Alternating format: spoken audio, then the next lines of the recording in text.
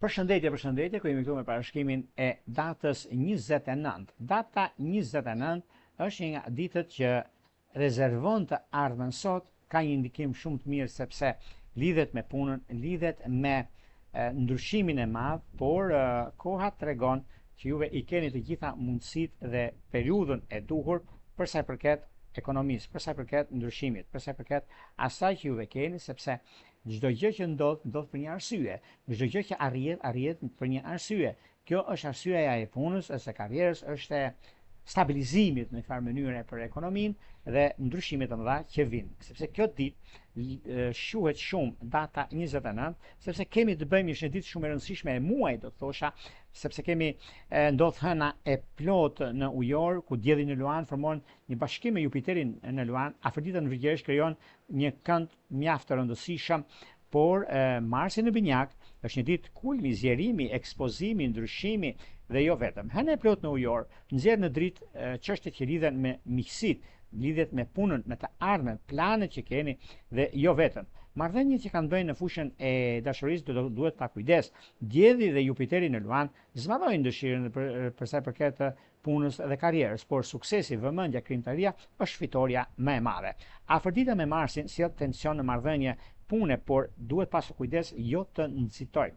Hëna e plot në ujor ndikojnë shumë shenjat siç janë ujori, Luani, Demi, Akrepi të dhjetit parë ose ata që kanë ascendente apo planetet në këto shenja.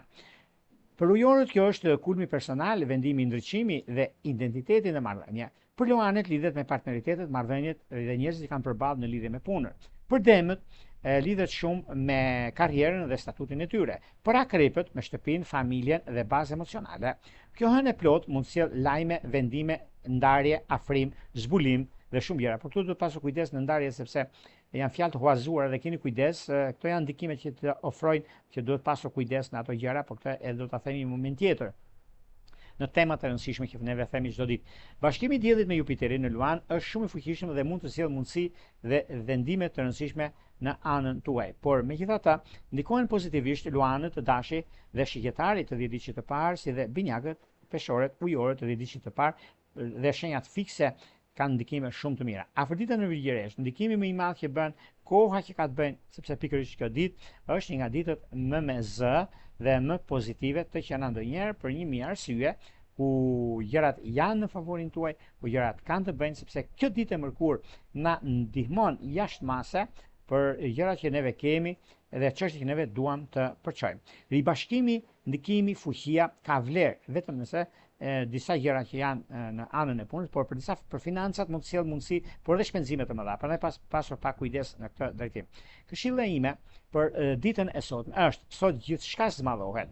Zmadhohet fati, zmadhohet dashuria, zmadhohet egoja, zmadhohet edhe tensioni. Prandaj zgjidhni me kujdes çfarë doni të arrini. Kjo është ndikimi, kjo është ajo çka unë them në lidhje me ato çka ndodh. Tani, para se të filloj me parashkrimin e kësaj dite të rëndësishme në anën parë, kujdesi në anën tjetër, do të thotë ndikim. Juve që interesoni për parashkimet detajuara dhe të ndiqni videot tona dhe të lexoni më tepër informacion rreth shenjës suaj, rreth temave që neve ofrojmë, është www.astrologu